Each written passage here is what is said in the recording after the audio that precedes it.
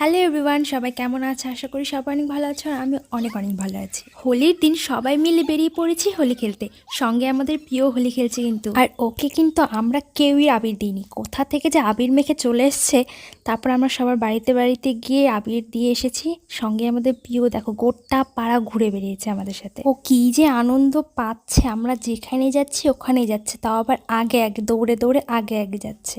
আমরা সবাই কিন্তু এইবারই হোলিটা খুব আনন্দ করেছি। আর তোমরা কেমনভাবে এই হোলিটা কাটিয়েছো সবাই কিন্তু অবশ্যই কমেন্ট করে জানাবে।